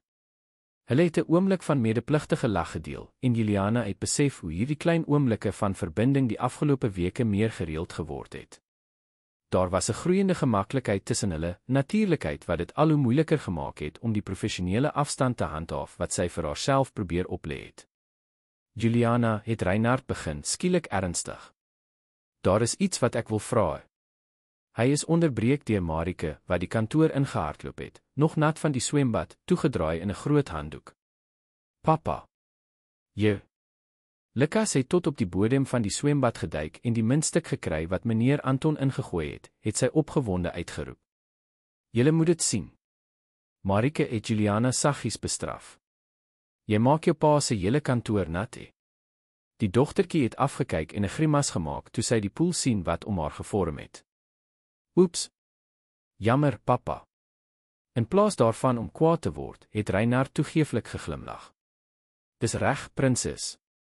Maar volgende keer droog jouself beter af voordat jy inkom, ja. Gaan nou aantrek voordat jy verkoue kry. Ja, meneer. Marike het spottenderwys gegroet en weggespring en 'n nat spoor in die gang agtergelaat. Juliana het opgestaan om 'n lap te gaan haal om die vloer droog te maak, maar Reinhard het haar met 'n ligte aanraking aan die arm gestop. Laat dit vir later, het hy gesê. Eintlik het ek gedink wil jy vanaand gaan uit eet. Net ons twee. Juliana se hart het vinniger geklop. Dit het gevaarlik soos 'n afspraak geklink. Ek weet nie of dit gepas sou wees nie, het sy huiwerig geantwoord. Waarom nie? Die kinders kan 'n paar uur by mevrou Sari bly. Sy hou daarvan om hulle te bederf met daardie sjokoladeballetjies wat sy maak. Dis nie dit nie, het Juliana haar onderlip gebyt en na die regte woorde gesoek. Reinhard, ek werk vir jou. Ek is jou werknemer. Hy het sy wenkbroue gefrons. Is dit wat jy voel? Dat jy net 'n werknemer in hierdie huis is? Die vraag het in die lug gehang, gelaai met implikasies. Juliana het geweet die antwoord was nee, lankal het sy opgehou om haarself net as 'n bediende te beskou. Die manier waarop Reinhard haar geraadpleeg het oor huishoudelike besluite, hoe hy haar mening oor Marike se opvoeding gewaardeer het, hoe hy haar in familiemomente ingesluit het, alles het op 'n ander, ongedefinieerde status gedui, wat ergens in die nevelagtige gebied tussen werknemer en wat presies. Ek weet nie wat ek is nie, het sy uiteindelik erken met 'n eerlikheid wat albei verras het. En dit is wat my bang maak. Reinhard het 'n tree nader gekom en die ruimte tussen hulle verklein. Die afgelope 3 maande het jy hierdie huis getransformeer. Jy het lewe, warmte, lag gebring. Marike is lief vir jou. Lukas het feitelik 'n seun vir my geword. Hy het 'n pouse geneem, sy oë intens op haar gefokus. En ek het gevoelens ontdek wat ek gedink het ek nooit weer sou ervaar nie. Juliana het gevoel die wêreld draai om haar. Dit kon nie gebeur nie. Dit was te vinnig, te verwarrend, te riskant. Reinhard, ek vra nie nou 'n antwoord nie, het hy saggies onderbreek. Net 'n aandete. 'n Aand om te gesels, sonder die kinders, sonder onderbrekings. Om te verstaan wat tussen ons gebeur. Daar was soveel opregtheid in sy oë, soveel opregte kwesbaarheid, dat Juliana haar weerstand voel verkrummel het. Goed, het sy uiteindelik ingestem. 'n Aandete. Die glimlag wat Reinhard se gesig verlig het, was soos die sonsopkoms. 'n Paar uur later het Juliana voor die spieël in haar kamer gestaan en krities na haar weerkaatsing gekyk. Sy het gekies vir 'n eenvoudige, reguit gesnyde petrolblou rok, een van die meer elegante stukke wat sy gekoop het nadat sy vir Reinhard begin werk het. Tog het sy onseker gevoel. Die rok, hoewel mooi, het onvanpas gelyk vir die gesofistikeerde restaurante wat iemand soos Reinhard Botha sou besoek. 'n Sagte klop aan die deur het haar angstige gedagtes onderbreek. Mamma, mag ek inkom? Lukas se stem het aan die ander kant geklink. Natuurlik, my seun. Die seentjie het ingekom, reeds in sy slaapklere, sy hare nog klam van die bad. Hy het in die deuropening gestop en haar met groot oë aangekyk. Sjoe, mamma. Jy lyk soos 'n prinses. Juliana het geglimlag, geraak deur haar seun se opregte bewondering. Dankie, my lief. Is dit nie oordrewe nie? Nee. Lukas het nader gekom en haar met die komiese erns wat net kinders kan hê, ontleed. Jy is perfek. Oom Reinhard sal dink jy is die mooiste vrou in die restaurant. Oom Reinhard het Juliana herhaal, verras deur die term. Lukas het sy skouers opgetrek. Hy het gesê ek mag hom so noem as ek wil. Aangesien ons in sy huis woon en so aan. Juliana het 'n knop in haar keel gevoel. Hierdie klein integrasies het plaasgevind sonder dat sy dit opgemerk het en het bande geskep wat al hoe moeiliker sou wees om te breek as alles verkeerd sou loop. Gaan julle trou? Lukas se onskuldige vraag het haar soos 'n weerligstraal getref. Wat? Nee. Natuurlik nie, het sy vinnig geantwoord en haar gesig voel warm word. Dis net 'n aandete, Lukas. Volwassenes doen dit soms om te gesels. Die seentjie het nie oortuig gelyk nie. Mari het gesê haar pa is anders wanneer hy van jou praat. Soos die prinse in die films wanneer hulle die prinses ontmoet. Marike het baie verbeelding, het Juliana probeer ontduik en senuweeagtig die eenvoudige halsnoer wat die voorkoms aangevul het, reggemaak. Jy sal jou gedra by mevrou Sari, reg? Moenie laat opbly nie, al laat sy jou. Ek gedra my altyd, het Lukas geantwoord met 'n ondeende glimlag wat sy woorde heeltemal weerspreek het. Toe, skielik ernstig, het hy bygevoeg, ek sou daarvan hou, weet jy. Waarvan sou jy hou? As jy en oom Reinhard sou trou. Dan sou Marie my regte sussie wees. En ons sou nooit weer na daardie klein woonstel hoef terug te gaan nie.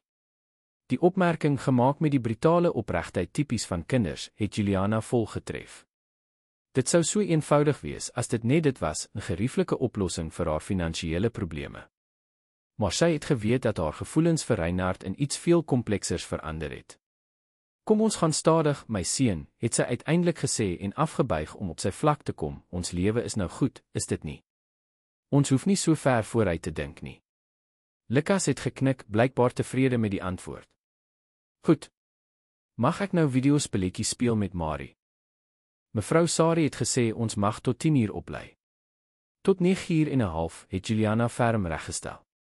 En borsel jou tande voordat jy gaan slaap. Nadat Lukas uitgegaan het, het Juliana haar aandag weer op die spieël gerig en haarself met kritiese oë beoordeel. Dit was nie net die rok wat onvanpas gelyk het nie, dit was sy self. Hoe sou sy in Reinhard Botha se wêreld inpas? 'n Wêreld van aandetes in Michelinste restaurante, gala-geleenthede, internasionale reise. Sy was 'n enkelma uit die buitewyke met 'n matriek en geen gesofistikeerdheid nie. Maar toe onthou sy Reinhard se woorde daardie middag, jy het hierdie huis getransformeer. Miskien was wat sy gebring het, autentisiteit, menslike warmte, eenvoudige waardes, presies wat hy en Marike nodig gehad het, nie ten spyte van haar nederige afkoms nie, maar as gevolg daarvan. Die geluid van 'n motor wat parkeer het haar uit haar gedagtes geruk. Sy het deur die venster gekyk en Reinhard gesien wat uit sy bimf klim, elegant in 'n donkerblou pak wat, sy kon dit nie nalat om op te merk nie, perfek by haar rok gepas het. Dit was asof hulle, self sonder beplanning, reeds in sinkronisasie was. Sy het diep asem gehaal, haar klein handsak gegryp en die trap afgestap, en probeer om 'n vertroue uit te straal wat sy ver van gevoel het. Reinhard het in die ingangsportaal gewag en met mevrou Sari oor die reëlings vir die aand gesels. Toe hy omdraai en Juliana die trap sien afkom, was hy vir 'n oomblik sprakeloos, sy oë het bewonderend oor haar figuur gegaan. Jy is skitterend, het hy uiteindelik gesê toe sy die laaste trap bereik het. Dankie, het Juliana geantwoord en die blos voel opkom na haar nek. Jy is ook baie elegant. Mevrou Sari het die toneel met 'n wetende glimlag dopgehou. Geniet julle, my liefdaliges. Julle kan gerus wees dat ek goed na die kinders sal omsien. Hulle het van die kinders afskeid geneem, wat skaars hul aandag van die videospelletjie afgelei het vir 'n vinnige totsiens en na die motor gestap. Tot Juliana se verbasing was daar geen bestuurder nie, Reinhard sou self bestuur. Ek het gedink dit sou meer persoonlik sou wees, het hy verduidelik en die passasiersdeur vir haar oopgemaak. Die restaurant wat Reinhard gekies het, was bo op een van Kaapstad se hoogste geboue met 'n panoramiese uitsig oor die stad. Dit was presies die soort luukse instansie wat Juliana gevrees het, met kelners in rokke, kristalglase en spyskaarte sonder pryse. Maar tot haar verbasing het Reinhard gevra dat hulle na 'n privaat kamer weg van die hoofsaal geneem word. Ek hoop jy gee nie om nie, het hy gesê toe hulle alleen was. Ek het gedink jy sou meer privaatheid waardeer. Juliana het geglimlag dankbaar. Jy ken my goed. Die omgewing was gesellig ondanks die luukse, met sagte beligting, 'n tafel vir twee by die venster wat 'n skouspelagtige uitsig oor die verligte stad gebied het, en 'n diskrete rangskikking van wit orgideeë in die middel. Nadat die sommelier die wyn wat Reinhard gekies het, 'n Argentynse Malbec wat Juliana moes erken heerlik was, bedien het en hulle weer alleen gelaat het, het 'n effens ongemaklike stilte tussen hulle gehang. Wel, het hulle gelyktydig begin om dadelik oor die toeval te lag. Jy eerste, het Juliana aangebied. Reinhard het 'n klein slukkie wyn geneem, asof hy moed gesoek het. Ek wou jou bedank dat jy hierdie aandete aanvaar het. Ek weet dit was nie 'n maklike besluit nie, gegee ons spesifieke situasie. Dit was nie, het Juliana eerlik erken. Eintlik het ek tot die laaste minuut getwyfel. Wat het jou oortuig? Sy het die vraag vir 'n oomblik oorweeg. Nuuskierigheid, miskien. Om te verstaan wat gebeur. Tussen ons. Reinhard het geknik, sy oë het haar nooit gelos nie. En wat dink jy gebeur, Juliana?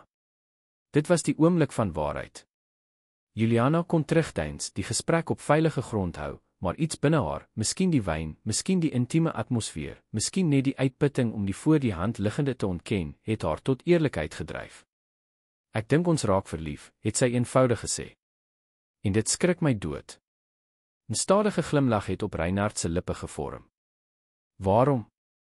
1000 redes, het sy geantwoord en senuweeagtig die glas tussen haar vingers gedraai. Ons kom uit heeltemal verskillende wêrelde. Ek werk vir jou. Ek het 'n seun om aan te dink. En jy is nog steeds geheg aan die herinnering aan Elise. Oor Elise, het Reinhard saggies onderbreek, moet jy iets weet. Ek het my vrou diep liefgehad. Ek sal altyd lief hê, op 'n manier. Sy was die eerste groot liefde van my lewe en is die ma van my dogter. Juliana het 'n beklemming in haar bors gevoel. Dit was nie presies wat sy verwag het om te hoor nie. Maar, het hy voortgegaan en vorentoe geleun, ek het die afgelope maande ontdek dat die hart 'n ongelooflike vermoë tot uitbreiding het. Dat om iemand in die verlede lief te hê, nie die vermoë om in die hede lief te hê, verminder nie. Hy het 'n pouse geneem, sy oë intens op haar gefokus. Ek is verlief op jou, Juliana. Ek het dit nie beplan nie, ek het dit nie gesoek nie, maar dit het gebeur. Die woorde het tussen hulle gehang en die lig rondom verander. Juliana het haar hart vinniger voel klop en verwarde mengsel van vreugde en paniek het haar oorweldig. Wat die ander bekommernisse betref, het Reinhard voortgegaan, dit is legitiem. Maar miskien kompliseer ons dinge te veel. Ja, ons kom uit verskillende agtergronde, maar maak dit saak.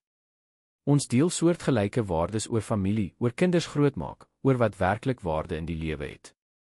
Wat jou werk vir my betref, dit kan verander. En oor Lukas, wel, sy glimlag het weier geword. Ek dink hy en ek het reeds ons eie verhouding gevestig, ongeag wat tussen ons twee gebeur. Dit was waar. Die afgelope weke het Reinhard spesiale tyd aan Lukas bestee, om geleer swem, om gehelp met huiswerk, om af en toe na die kantoor geneem vir die mansdae, soos hulle grappenderwys dit genoem het. Ek is bang, het Juliana erken, haar stem byna 'n fluistering. Bang om myself hieraan oor te gee, en dan te ontdek dat dit net 'n bevlieging was, 'n fase, 'n eksperiment. Bevlieging, het Reinhard herhaal en opreg verbaas gelyk. Juliana, ek is 38 jaar oud. Ek is 'n pa. Ek bestuur 'n maatskappy met honderde werknemers. Ek is nie 'n man van bevliegings nie. Maar ons sosiale verskille. Dit is net omstandighede, het hy ferm voltooi.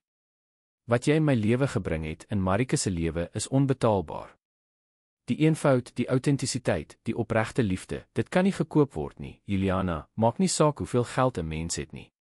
Die kelner het daardie oomblik gekies om die voorgereg te bedien, uitgebreide komposisie van seekos wat meer soos 'n kunswerk as kos gelyk het. Toe hulle weer alleen was, het die gesprek 'n ligter wending geneem. Hulle het oor die kinders gepraat, oor kinderjare herinneringe, oor ou en nuwe drome. Met elke woord wat uitgeruil is, elke lag wat gedeel is, het die aanvanklike spanning verdwyn, vervang deur 'n groeiende intimiteit. Weet jy wat Lukas my vandag gevra het Juliana opgemerk terwyl hulle die nagereg geniet het, 'n delikate sjokolademousse met rooi bessiesous. Of ons se trou. Reinhard het effens aan sy wyn verstik. Ernstig? En wat het jy geantwoord? Dat ons net aandete geëet het sy oor haar eie ontwykende antwoord gelag. Maar hy het iets gesê wat my aan die dink gesit het. Hy het gesê hy sou daarvan hou, want dan sou Marike amptelik sy sussie wees en hy sou nooit weer na die klein woonstel hoef terug te gaan nie. Reinhard se uitdrukking het ernstig geword. Juliana, ek hoop nie jy dink dat ek in jou belangstel vir jou geld of posisie, het sy voltooi en haar kop geskit. Nee, dis nie dit nie. Eintlik het sy opmerking my laat besef hoe diep die kinders reeds verbind is, hoe ons reeds 'n soort familie gevorm het, selfs sonder beplanning. En dit maak alles nog skrikwekkender. Waarom? Omdat dit die insette verhoog. Dit gaan nie net oor ons twee nie, dit gaan oor 4 lewens wat ineengestrengel is. As dit verkeerd loop. Reinhard het sy hand oor die tafel uitgesteek, sy vingers het met hare ineengevleg in 'n gebaar so natuurlik dat dit onvermydelik gelyk het. En as dit reg uitdraai, Juliana. En as dit die begin is van iets buitengewoons vir ons almal.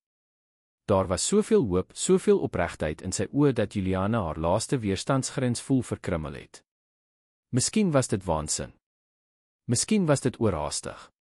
Maar miskien, net miskien, was dit presies wat die noodlot beplan het sedert daardie eerste ontmoeting in die park. Dan het sy uiteindelik geantwoord en sy hand liggies gedruk, dink ek dit is die moeite werd om die risiko te neem. Reinhard se glimlag het sy hele gesig verlig, en op daardie oomblik het Juliana geweet dat daar geen terugkeer meer was nie. Wat ook al sou volg, uitdagings, oordele, aanpassings, hulle sou dit saam trotseer. Toe hulle die restaurant verlaat het die stad Kaapstad onder hulle gestrek soos 'n tapuit van glinsterende ligte. Reinhard het sy arm om Juliana se skouers gesit en haar saggies teen hom getrek terwyl hulle gewag het dat die parkeerwag die motor bring. Dankie, het hy saggies gesê. Waarvoor? Dat jy my weer in tweede kanse laat glo het. En daar, onder die sterrehemel van 'n Kaapstadse aand, het Reinhard afgebuig en sy lippe het Juliana se ontmoet in 'n sagte, delikate soen, gelaai met beloftes vir die toekoms. 'n Soen wat nie net die verbinding tussen twee mense verseël het nie, maar die begin van 'n nuwe familiekonfigurasie, gebou nie op konvensies of sosiale verwagtinge nie, maar op iets veel kragtiger en blywender, die liefde wat ontstaan wanneer mense die minste verwag uit die mees onwaarskynlike omstandighede. 6 maande het verloop sedert daardie aandete wat alles verander het. Die Botha-reis, voorheen 'n ruimte van stilte en bevrore herinneringe, het nou oorloop van lewe. Die lag van Marike en Lukas het deur die gange weerklink, familiemaaltye het heilige oomblikke van verbinding geword, en die blikke wat Reinhard en Juliana uitgeruil het die glans van 'n liefde gedra wat elke dag gegroei het. Op 'n besonder aangename Sondagoggend het Reinhard vroeg wakker geword en 'n paar oomblikke Juliana langs hom dopgehou terwyl sy geslaap het. Hy het die sagte omtrek van haar gesig bewonder, die manier waarop die oggendlig deur die gordyne gefiltreer het en goue patrone op haar vel geskep het. Hy was nog steeds verwonderd oor die transformasie in sy lewe sedert sy en Lukas daarin gekom het. Versigtig om haar nie wakker te maak nie, het hy opgestaan en na die venster gestap. Die uitgestrekte tuin van die eiendom was besonder lewendig daardie lente, met blomme van alle kleure wat onder die oplettende sorg van meneer Anton geblom het. In die agtergrond kon hy die swembad sien waar die kinders sekerlik 'n groot deel van daardie dag sou deurbring. Goeiemôre, Juliana se slaperige stem het hom uit sy gedagtes geruk. Sy het in die bed gaan sit, haar hare deurmekaar, 'n ly glimlag op haar lippe. Waaraan dink jy so gekonsentreerd? Reinhard het terug na die bed gegaan en op die rand langs haar gesit. Hoe gelukkig ek is, het hy eenvoudig geantwoord en 'n sagte soen op haar voorkop gegee. En hoe ek vandag iets spesiaals wil doen. Juliana het 'n wenkbrau gelig, nuuskierig. Spesiaal hoe? Ons het reeds later vandag middagete by jou ouers se huis. Dit was waar. Na maande van huiwering het Reinhard uiteindelik besluit om Juliana en Lukas amptelik aan sy familie voor te stel. Sy ouers, Rikus en Helena Botha, het die nuus van hul seun se nuwe verhouding met verrassende kalmte ontvang, hoewel Juliana vermoed het dat die aanvaarding meer gekom het uit die begeerte om hul seun weer gelukkig te sien as uit 'n opregte goedkeuring van die verhouding. Eintlik het Reinhard begin en skielik senuweeagtig gelyk, het ek gedink ons gaan eers iewers anders heen. Waarheen? Hy het 'n oomblik gehuiwer. Na die Kirstenboschtuine. Juliana se hart het effens vinniger geklop. Die park waar alles begin het, waar 'n eenvoudige gebaar, "Pappa, koop asseblief 'n suikerspin vir haar seentjie," die transformasie van hul lewens ontketen het. Waarom die park, het sy gevra, hoewel sy reeds die antwoord vermoed het. Reinhard het haar hande in syne geneem, sy oë intens op haar gefokus. Omdat ek wil terugkeer na die plek waar ek die geluk gehad het om jou te vind. Waar my dogter met haar kinderlike wysheid iets gesien het wat ek blind was om te sien, die skoonheid om opreg met 'n ander mens te verbind. Juliana het 'n knop in haar keel voel vorm. Daar was iets in sy toon, in die skielike plegtigheid, wat daarop gedui het dat dit nie 'n gewone Sondag sou wees nie. Die kinders sal mal wees daaroor, het sy daarin geslaag om te sê en probeer om haar stem gemaklik te hou. Lukas het gepraat oor fietsry op die parkpaaie. Reinhard het geglimlag en haar hande liggies gedruk. Gaan ons hulle dan wakker maak? Ons kan selfs daar ontbyt eet, by daardie koffiewinkel naby die meer. Na 4 later was die familie in die motor bestuur deur Reinhard self. Lukas en Marike op die agtersitplek het geanimeerd gesels oor die waterfietsse op die meer, vasbeslote om die volwassenes te oorreed om een te huur. Juliana het Reinhard te skree dopgehou en opgemerk hoe hy gelyktydig ontspanne en gespanne gelyk het, asof hy 'n aangename geheim gedra het wat hy skaars kon inhou. Die park was relatief rustig daardie Sondagoggend, met slegs 'n paar oggendhardlopers en families wat oor die gras versprei was. Hulle het naby die hoofingang geparkeer en stadig gestap, die kinders het vooruit gehardloop terwyl die volwassenes hand aan hand gevolg het.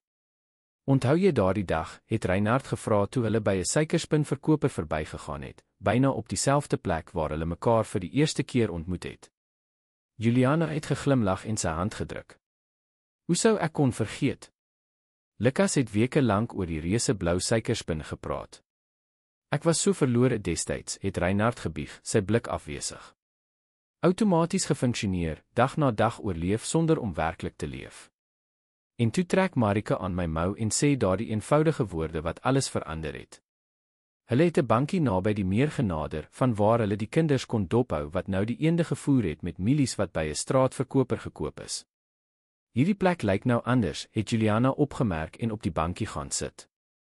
Daardie dag was ek so bekommerd, so angstig oor ons finansiële situasie, dat ek skaars opgemerk het hoe mooi die park is. Reinhard het langs haar gesit en sy arm om haar skouers gesit. Baie dinge het sedertdien verander. Ja, het sy ingestem en haar kop op sy skouer laat rus. Alles ten goeie. Hulle het 'n rukkie so gebly en Lukas en Marike dopgehou wat nou agter 'n golden retriever aangehardloop het, waarvan die eienaar hulle toegelaat het om mee te speel. Die toneel was so sereen, so perfek in sy eenvoud, dat Juliana se oë klam geword het van diepe dankbaarheid vir die wending wat haar lewe geneem het. Juliana, Reinhard se stem het haar gedagtes onderbreek. Hy het beweeg en reg voor haar gaan sit, steeds op die bankie, met 'n intens ernstige uitdrukking op sy gesig. Ja, het sy geantwoord en 'n koue rilling in haar maag gevoel. Die afgelope 6 maande het ek herontdek wat dit is om werklik te leef.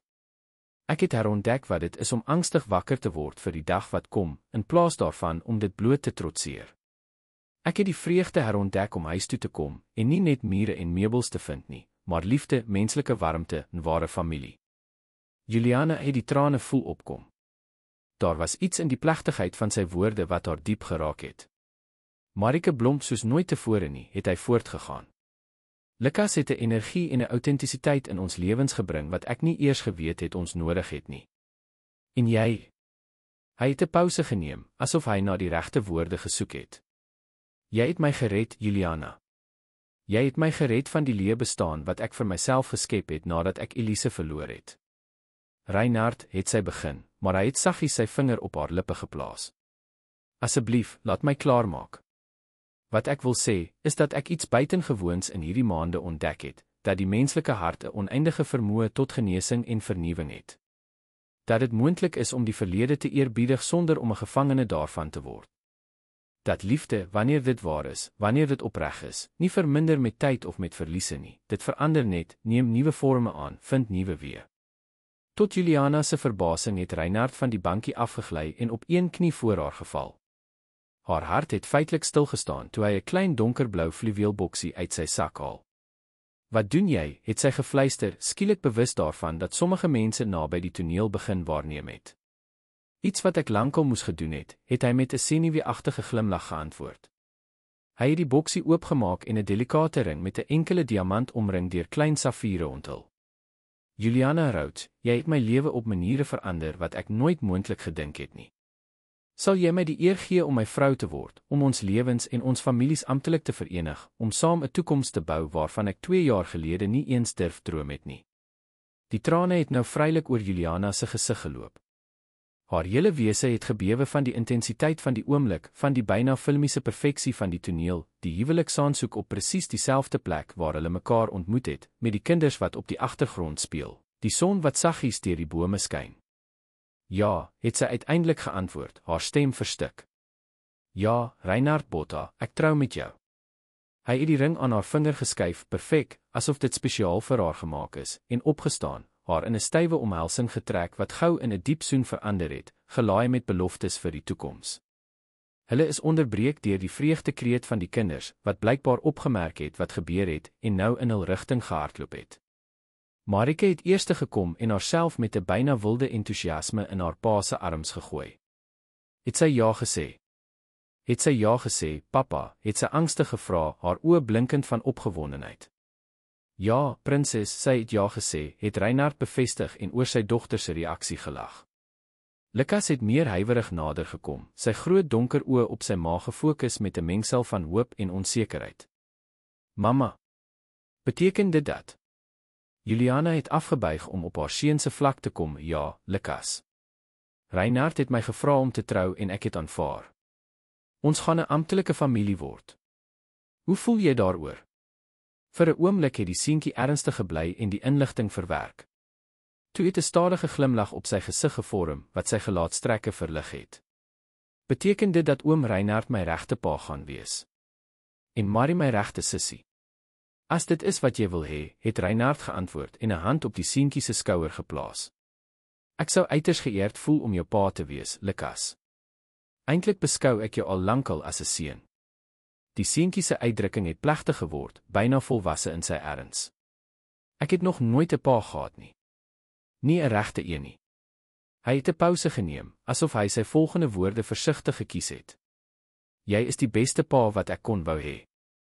Reinhard, sigbaar emosioneel, het afgebuig en Lukas styf omhels. Juliana het die toneel dopgehou met 'n hart wat oorloop, haar seun, wat nooit vaderlike liefde geken het nie, het dit nou in oorvloed ontvang van 'n man wat gekies het om hom lief te hê nie uit biologiese verpligting nie, maar uit opregte keuse. Marike, altyd ongeduldig, het Juliana se hand getrek om die ring te ondersoek. Dis pragtig. Dit pas by jou oë, jy.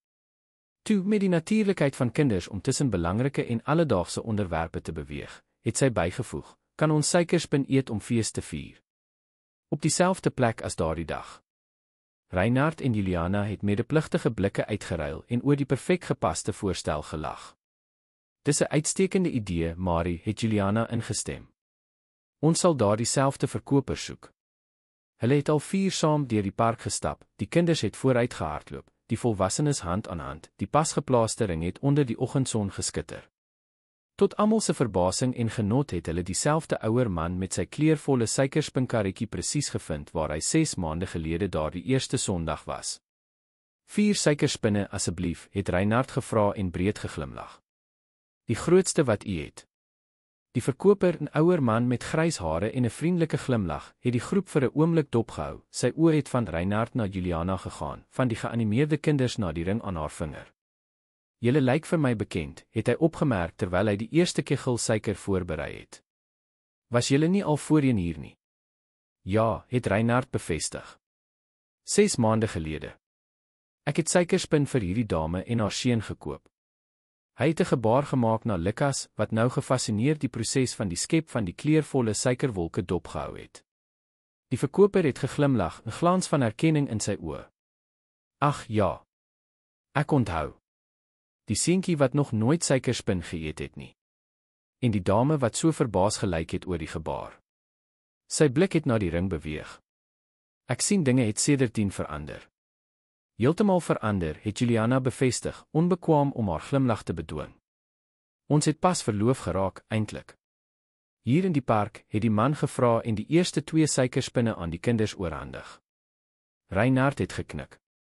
Presies op dieselfde plek waar ons mekaar ontmoet het. Die verkoper het sy kop geskit, 'n tevrede glimlag op sy sonverweerde gesig. Weet u, in al hierdie jare wat ek hier lekkernye verkoop, het ek baie verhale gesien.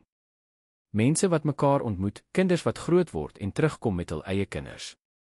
Maar selde het ek iets so mooi soos dit gesien.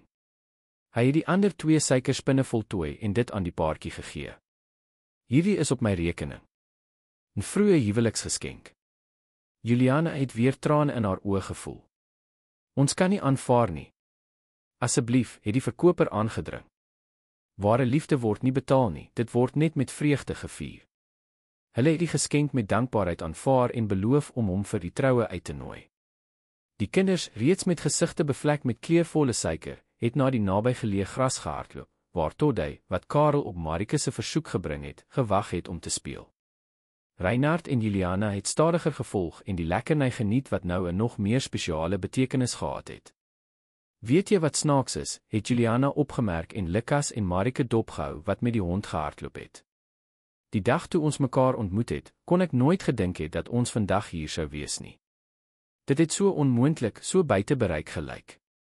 Die onmoontlike is net dit wat ons nog nie genoeg moet gehad het om te bereik nie, het Reinhard geantwoord en sy arm om haar middel gesit. En jy, Juliana Rhodes, het my moed gegee om weer in die onmoontlike te glo. Hulle het op die gras gesit en 'n familiekring gevorm met die kinders en die hond. Die son het saggies geskyn, die parkbome het die lig gefiltreer en dansende patrone op die gras geskep, en om hulle het die lewe van die groot stad sy gang gegaan. Maar daar, in daardie klein sirkel van liefde, het die tyd stilgestaan, asof die heelal 'n heilige ruimte net vir hulle geskep het. Wat gebeur nou, het Lukas gevra en sy kop op sy ma se skoot gelê. Nou, het Reinhard geantwoord en na die seentjie geglimlag wat binnekort amptelik sy seun sou wees, begin ons verhaal as familie. 'n Verhaal wat met 'n suikerspin begin het, maar wat nog baie hoofstukke voorlê.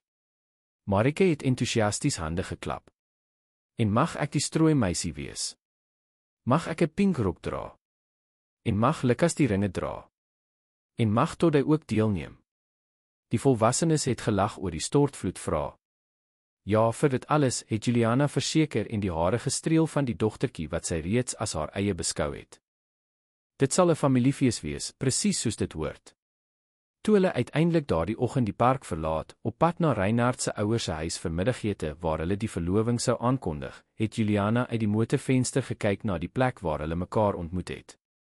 'n Volmaakte sirkel is voltooi van die toevallige ontmoeting wat uit die deernis van 'n kind gebore is tot die doelbewuste verbintenis om 'n lewe saam te bou. Haar blik het Reinhard se in die terspieël gekruis.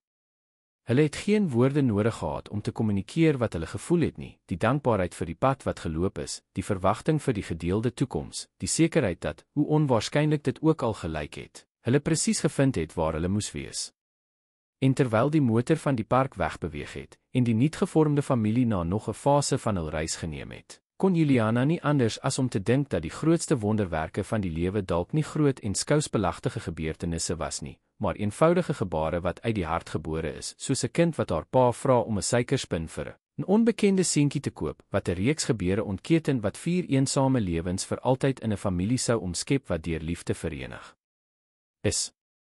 Einde van die verhaal. Liewe luisteraars, ons hoop dat die verhaal van Reinhard en Juliana u harte geraak het. Om hierdie reis van emosies voort te sit, het ons 'n spesiale snitlys voorberei met ewe boeiende verhale. Vind dit hier deur links te klik. As u van hierdie verhaal gehou het, moet asseblief nie vergeet om op ons kanaal in te teken en u like op die video te gee nie. Elke dag bring ons unieke verhale wat die diepte van menslike gevoelens verken. Moenie ons volgende inhoud misloop nie. Ons wag vir u in die kommentaar om te weet watter oomblik van hierdie verhaal u die meeste geraak het.